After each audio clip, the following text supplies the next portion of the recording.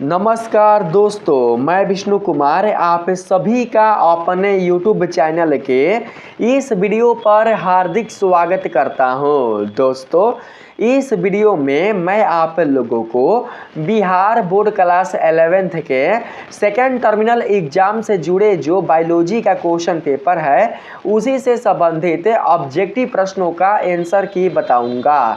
इसके साथ ही मैं आप लोगों को सब्जेक्टिव प्रश्नों को भी बताऊंगा।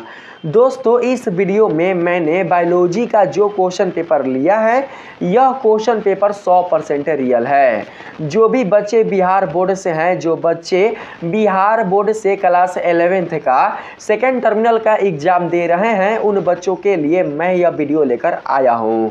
दोस्तों, आपके क्वेश्चन पेपर से संबंधित कुल जितने सारे ऑब्जेक्टिव प्रश्न होंगे उनका आंसर मैं आप लोगों को इस वीडियो में दूंगा। तो आइए बिना देर किए स्टार्ट करते हैं अपने आज के इस वीडियो क्लासेज को।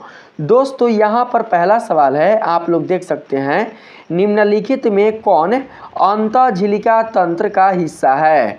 दोस्तों, यहाँ पर पहला का जो करेक्ट आंसर होगा वो हो जाएगा ऑप्शन नंबर डी, यानी कि ऑप्शन नंबर डी में जो हरित लवक आया है यही आपका सही आंसर होगा। 2 नंबर सवाल में कहा गया है दोस्तों, जीव द्रव्य झिल्ली के बाहर पाए जाने वाले घटक कौन से हैं। तो दोस्तों, यहाँ पर 2 का सही आंसर होगा हरित लवक। ऑप्शन नंबर सी आप लोग याद रखिएगा। 3 नंबर सवाल में पूछा जा रहा है दोस्तों, द्विबीजपत्री मूल के अनुप्रस्थ काट में ऊतक संगठन का सही क्रम क्या है। 3 का यहाँ पर सही आंसर हो जाएगा ऑप्शन नंबर बी, बाहरी परत एंडोमीर्स और यहाँ पर है मध्य परत, फिर उसके बाद है पेरिसाइकल और उसके बाद है फिर भीतरी संवहनी ऊतक है। ऑप्शन नंबर बी को आप लोग याद रखिएगा। दोस्तों, अगला जो प्रश्न है 4 नंबर, इसमें पूछा गया है पुंमंग किससे बना होता है।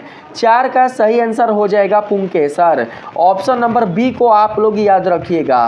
5 नंबर सवाल में कहा गया है, निम्न में से किस वर्ग के सभी प्राणी कुछ मछलियों के बाह्य परजीवी होते हैं। तो दोस्तों, यहाँ पर 5 का सही आंसर हो जाएगा साइक्लोस्टोमेटा। ऑप्शन नंबर डी को सिलेक्ट कर लेंगे। 6 नंबर सवाल में यहाँ पर कहा गया है, जल संवहन तंत्र किस संघ की विशिष्टता है। 6 का यहाँ पर करेक्ट आंसर हो जाएगा ऑप्शन नंबर सी, यहाँ पर एकाइनोडर्मेटा। ऑप्शन नंबर सी को सिलेक्ट कर लेंगे। 7 नंबर सवाल में कहा गया है, निम्न में से किसमें कोशिका भित्ति बिल्कुल नहीं पाई जाती है। 7 का सही आंसर होगा माइकोप्लाज्मा। ऑप्शन नंबर बी को सिलेक्ट कर लेंगे। 8 नंबर सवाल में कहा गया है, निम्न में से कौन दोहरी झिल्ली युक्त संरचना होती है। 8 का सही आंसर होगा माइटोकॉन्ड्रिया। ऑप्शन नंबर डी को सिलेक्ट कर लेंगे। यहाँ पर 9 नंबर सवाल में कहा गया है, जल अपघटीय एंजाइम कहाँ पाए जाते हैं। 9 का सही आंसर हो जाएगा दोस्तों ऑप्शन नंबर ए, लयन काय में। 10 नंबर सवाल है, प्रोटीन किस प्रकार की कणियों से बने होते हैं। 10 का करेक्ट आंसर हो जाएगा एमिनो अम्ल। ऑप्शन नंबर बी को सिलेक्ट कर लेंगे। 11 नंबर सवाल में कहा गया है, डीएनए का विस्तारित रूप है। डीएनए का विस्तारित रूप जो है वो होता है डिऑक्सी न्यूक्लिक एसिड।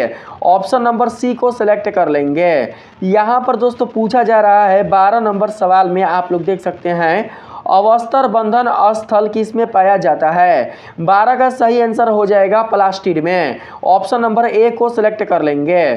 13 नंबर सवाल में कहा गया है, प्रकाश संश्लेषण कहाँ संपन्न होता है। तो दोस्तों 13 का करेक्ट आंसर हो जाएगा क्लोरोप्लास्ट में। ऑप्शन नंबर डी को याद रखेंगे, ठीक है। 14 नंबर सवाल में पूछा जा रहा है, केल्विन चक्र किन पौधों में पाया जाता है। 14 का सही जवाब होगा CAM पौधों में। ऑप्शन नंबर सी को याद रखेंगे। 15 नंबर सवाल में यहाँ पर कहा गया है दोस्तों, निम्नलिखित में से कौन प्रकाश संश्लेषण करने वाले पौधे हैं। 15 का सही आंसर होगा ऑप्शन नंबर बी, केवल हरे पौधे। ऑप्शन नंबर बी को आप लोग याद रखिएगा। दोस्तों, नीचे कहा जा रहा है 16 नंबर सवाल में, आवर्ध तत्व कोशिका किसमें पाई जाती है। 16 का सही आंसर होगा इनमें से कोई नहीं। ऑप्शन नंबर डी आपका करेक्ट आंसर होगा। 17 नंबर सवाल में कहा गया है निम्नांकित में से कौन सोलेनेसी कुल का पौधा है। 17 का सही आंसर होगा ऑप्शन नंबर बी, यानी कि solanum nigrum. Option number B को आप लोग याद रखिएगा। 18 नंबर सवाल में कहा गया है यदि कोई फल बिना निषेचन के विकसित होता है तो उसे क्या कहते हैं। तो दोस्तों 18 का सही आंसर हो जाएगा अनिषेकी फल। ऑप्शन नंबर बी को सिलेक्ट कर लेंगे। यहाँ पर 19 नंबर सवाल में पूछा गया है पोरीफेरा में किस प्रकार की सममिति पाई जाती है। 19 का सही जवाब होगा द्विपार्श्व सममिति। ऑप्शन नंबर बी को सिलेक्ट कर लेंगे। 20 नंबर सवाल में कहा गया है दोस्तों कॉलर कोशिकाएं किस संघ में पाई जाती है। 20 का यहाँ पर सही आंसर हो जाएगा ऑप्शन नंबर सी, पोरीफेरा संघ में। ऑप्शन नंबर सी को याद रखेंगे। 21 नंबर सवाल में कहा गया है अवस्कर किस वर्ग के प्राणियों में पाया जाता है। 21 का करेक्ट आंसर हो जाएगा मेढक। ऑप्शन नंबर सी को याद रखेंगे। 22 नंबर सवाल में कहा गया है निम्न में से कौन से संवेदी अंग मेढक में पाए जाते हैं। तो दोस्तों 22 का करेक्ट आंसर हो जाएगा ऑप्शन नंबर डी, यानी कि इनमें से सभी। यहाँ पर 23 नंबर सवाल में पूछा गया है निम्नलिखित में से किस में झिल्लीदार अंग पाए जाते हैं। तो दोस्तों 23 का जो करेक्ट आंसर होगा वो हो जाएगा यूकैरियोटिक कोशिका। ऑप्शन नंबर बी को सिलेक्ट कर लेंगे। 24 नंबर सवाल में है राइबोसोम कहाँ पाया जाता है। दोस्तों राइबोसोम पाया जाता है लाइसोसोम में, इसलिए 24 का सही आंसर ऑप्शन नंबर सी होगा। 25 नंबर सवाल में कहा गया है यहाँ पर लवक कहाँ पाया जाता है। दोस्तों लवक जो है वो पाया जाता है सभी पादप कोशिकाओं में। ऑप्शन नंबर ए को सिलेक्ट कर लेंगे।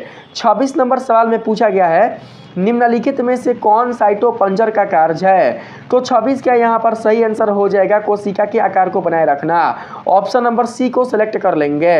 27 नंबर सवाल में कहा गया है पादप कोशिका भित्ति किससे बने होती है। तो दोस्तों पादप कोशिका जो भित्ति है वो बनी होती है सेलुलोज से। ऑप्शन नंबर डी को सिलेक्ट कर लेंगे। यहाँ पर अगला प्रश्न है 28 नंबर में कहा गया है समसूत्री विभाजन में सही क्रम क्या है। समसूत्री विभाजन में जो सही क्रम है वो है दोस्तों क्या, वो है आप लोग थोड़ा सा और यहाँ पर देख लीजिए ऑप्शन को।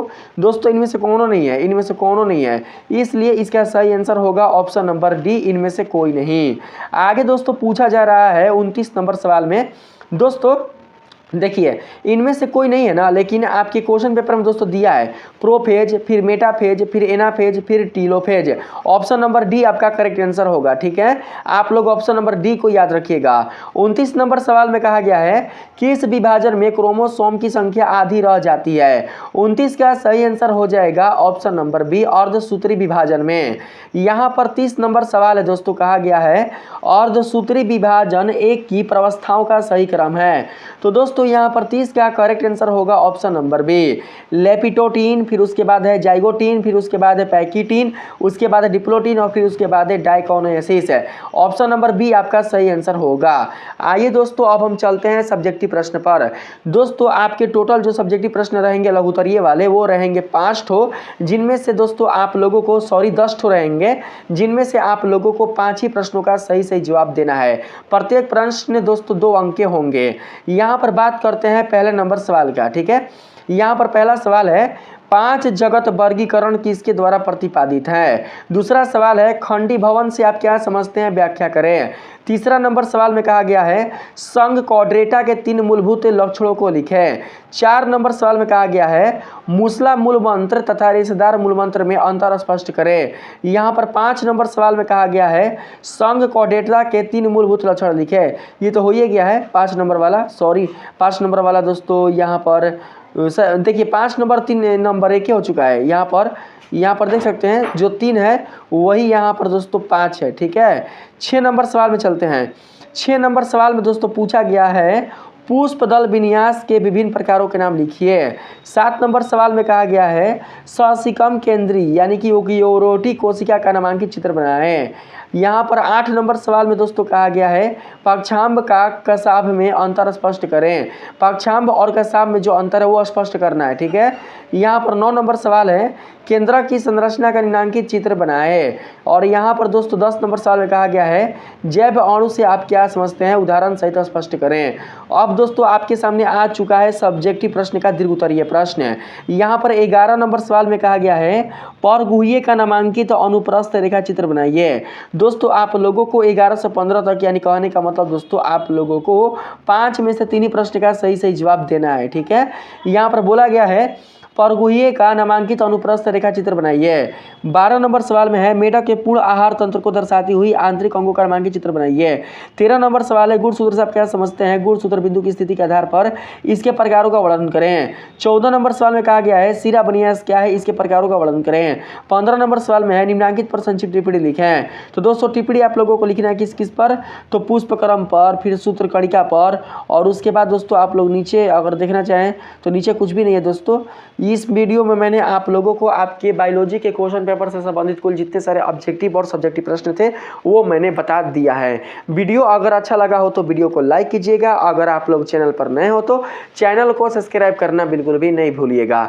मिलते हैं फिर से एक नए वीडियो के साथ, तब तक के लिए धन्यवाद।